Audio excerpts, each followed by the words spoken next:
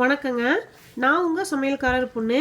இன்னைக்கு நம்ம சமையல்காரர் பொண்ணுல ரொம்ப சூப்பரான கொங்கு நாட்டு மீன் குழம்பு எப்படி செய்யலாம்னு வாங்க பார்க்கலாம். மீன் குழம்பு மிளகாட்டி தாங்க வைக்க போறோம். முதல்ல வந்து மிளகாட்டுறதுக்கு வேணுங்கிறதெல்லாம் வணக்கிக்கலாம். அதுக்கு அடுப்புல ஒரு பேன் வச்சுட்டேன். இதுல 1 டீஸ்பூனுக்கு எண்ணெய் விட்டுக்கலாங்க. எண்ணெய் சூடாயிருச்சுங்க. இதுல 3 வரமிளகாய் இருக்குது. இதை போட்டுக்கலாம். ஒரு 5-6 கருவேப்பிலையும் போட்டுக்கலாம்.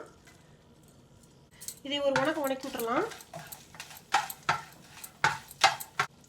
இதில் சின்ன சின்னதாக 5 பல்லுக்கு பூண்டு தொளிச்சு வச்சுருக்கிறேங்க. இதையும் போட்டுக்கலாம்.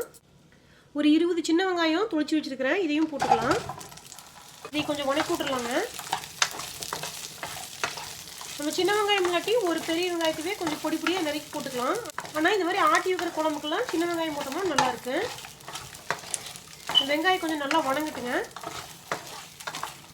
இப்போ வெங்காயம் பூண்டு எல்லாம் நல்லா வணங்கிருச்சுங்க. இதில் ஒரு தக்காளியை கொஞ்சம் பொடியாக நறுக்கி வச்சுருக்கிறேன். ஒரே ஒரு தக்காளி போட்டால் போதும். இதையும் போட்டுக்கலாம். சும்மா ஒரு வணக்கி விட்டுறலாங்க. தக்காளி கொஞ்சம் வணங்கிட்டோம்.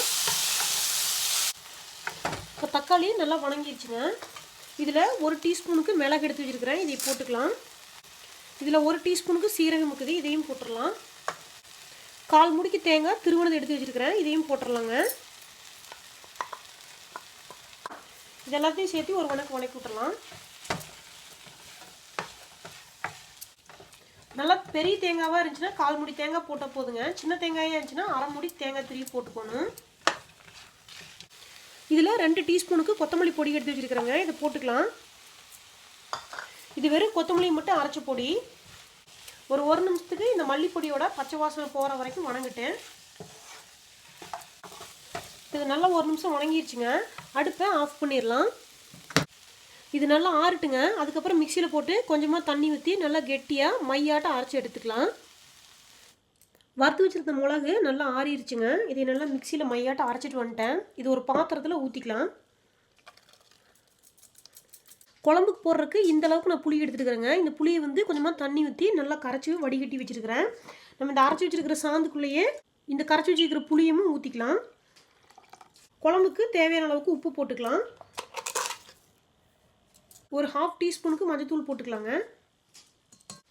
இது எல்லாத்தையும் நல்லா கலந்து விட்டுறலாம். இப்போ மிளகு ரெடி ஆயிடுச்சு. குழம்பை தாளிச்சு விட்டுறலாம். குழம்பை தாளிச்சு விட்றதுக்கு நான் அடுப்பில் ஒரு வடசட்டி வச்சுட்டேன். இதில் வந்து 2 டேபிள் ஸ்பூனுக்கு நல்லெண்ணெய் விட்டுக்கலாங்க. இந்த குழம்புக்கு நல்லெண்ணெய் ஊற்றினீங்கன்னா ரொம்ப நல்லாயிருக்கு. இல்லாட்டி தேங்காய் எண்ணெய் கூட ஊற்றிக்கலாம். எண்ணெய் சூடாயிருச்சுங்க. இதில் கொஞ்சோண்டு கடுகு கடலைப்பருப்பு போட்டுக்கலாம். இதில் ஒரு 5-6 சின்ன வெங்காயம், ஒரு 10 கருவேப்பிலை, ஒரே ஒரு வரமிளகாய் வந்து கிள்ளி வச்சுருக்கிறேன். இங்கே கடுகு வெடிக்குது. இதை போட்டுடலாம். கொஞ்சம் வணக்கி விட்டுறலாங்க.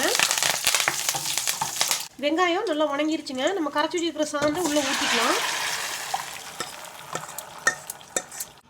இப்போ குழம்புக்கு உப்பு காரம் கரெக்டாக இருக்குதுன்னு பார்த்துக்கலாம். கொஞ்சோண்டு உப்பு கம்மியாக்குதுங்க. உப்பு போட்டுக்கலாம். புளிப்பு காரம் எல்லாமே கரெக்டாக இருக்குது. உங்களுக்கு காரம் கொஞ்சம் கம்மியாகிற மாதிரி தெரிஞ்சதுன்னா கொஞ்சோண்டு மிளகாத்தூள் போட்டுக்குங்க. இப்போ இதை மூடி போட்டு வச்சிடலாம். ஒரு 10 நிமிஷம் நல்லா கொதிக்கிட்டுங்க. இந்த மிளகோட பச்சை வாசமெல்லாம் போட்டு எண்ணெயெல்லாம் பிரிஞ்சு வரட்டு. அதுக்கப்புறம் இதுக்குள்ள நம்ம மீனை போட்டுக்கலாம். இப்போ 10 நிமிஷமாக குழம்பு நல்லா கொதிச்சுட்டு இருக்குதுங்க. திறந்து பார்த்துடலாம். பார்த்தா எண்ணெயெல்லாம் நல்லா ஓரத்தில் பிரிஞ்சு வந்துருச்சுங்க. மிளகோட பச்சை வாசனையும் போயிடுச்சு. இப்போ இதில் மீன் போட்டுடலாம். இதில் கெளுத்தி மீன் வந்து 1/2 கிலோ அளவுக்கு எடுத்து வச்சுருக்கிறேன். நான் எப்பவுமே குழம்பு வைக்கும்போது மீனோட தலை வால் அதை போட்டு தான் குழம்பு வைப்பேன். மீதி இருக்கிறதெல்லாம் வந்து ஃப்ரை பண்ணிக்குவோம். அதனால் குழம்பு பீஸுக்கு போடுறதுக்கு ஒரே ஒரு உடம்பு பீஸுமே மீதி தலையும் வால் வந்து எடுத்து வச்சுருக்கிறேன். இப்போ மீனோட பீஸெல்லாம் கொஞ்சம் தள்ளி போட்டுருவணுங்க. மேலே போட்டோம்னா குழஞ்சி போயிரு. ஏன்னா மீன் வந்து ரொம்ப சீக்கிரம் வெந்து போயிரு. அதனால் கொஞ்சம் தள்ளி ஏகமும் வர மாதிரி போடணும். எப்பவுமே மீன் குழம்பு வைக்கும்போது கொஞ்சம் அகலமான பாத்திரத்தில் தான் வைக்கணுங்க. அப்போ தான் வந்து மீனை தள்ளியும் போட முடியும். சீக்கிரமாக மீனும் வெந்துக்கும். மீன் சீக்கிரமாக உடையாதுங்க. இப்போ வேணால் லேசாக ஒரு கலக்கலாம். ஆனால் மீன் வெந்ததுக்கப்புறம் நம்ம கலக்க விட முடியாதுங்க. அப்புறம் மீன் வந்து குழஞ்சி போயிரு.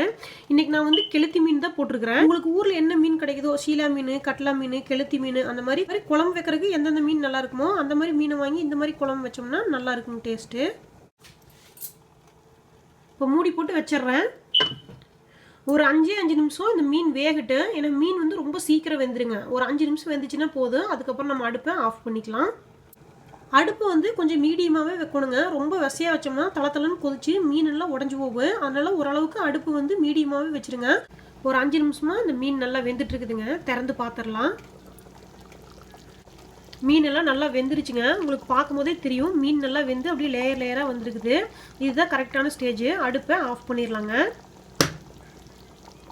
இவ்வளோதாங்க சூப்பரான கொங்கு நாட்டு மீன் குழம்பு மணக்க ரெடி ஆயிடுச்சு. ரொம்ப ஈஸியாக செஞ்சிடலாம் இருக்கும். வைக்கிற அன்னைக்கு விட 2 நாள் கழிச்சு சாப்பிட்டா தான் அது நல்லா இருக்குங்க. அதனால் அந்த 2 நாளைக்கு நம்ம ஃப்ரிட்ஜில் வச்சிடாம வெளியவே வச்சுருந்துங்க. நம்ம எப்போல்லாம் அடுப்பு சூடாகுதோ அப்போ நம்ம காபி டீயெல்லாம் வச்சுட்டு அடுப்பு சூடாச்சுன்னா அப்போ இந்த மீன் குழம்புக்கிற குண்டாவை தூக்கி அடுப்பு மேலே வச்சுட்டிங்கன்னா அப்படியே லைட்டாக சுண்டிக்கிட்டே இருக்குங்க. அப்படி 2 நாள் கழிச்சு நம்ம சாப்பிடும்போது டேஸ்ட் அவ்வளோ அருமையாக இருக்குது. மீன் குழம்பு செய்யும்போது எப்பவுமே மீனோட தலையுமே வாழை மட்டும் போட்டு நீங்கள் குழம்பு வச்சிங்கன்னாவே டேஸ்ட் அருமையாக இருக்குங்க. இன்னைக்கு பார்த்தீங்கன்னா நான் வெறும் வாழை தலை மட்டும் தான் போட்டு வச்சிருக்கிறேன். குழம்பு பார்த்தீங்கன்னா அவ்வளோ அருமையாக இருக்கும் டேஸ்ட்டு. கண்டிப்பாக நீங்களும் உங்கள் வீட்டில் இந்த ஈஸியான மீன் குழம்பு செஞ்சு பாருங்க. எப்படி இருந்துச்சுன்னு உங்கள் கமெண்ட்ஸ் எனக்கு சொல்லுங்கள். இந்த வீடியோ உங்களுக்கு பிடிச்சிருந்தா சமையல்காரர் பொண்ணுக்கு சப்ஸ்கிரைப் பண்ணுங்கள். நான் இன்னொரு சூப்பரான வீடியோவோட உங்களை சந்திக்கிறேன். தேங்க்யூங்க.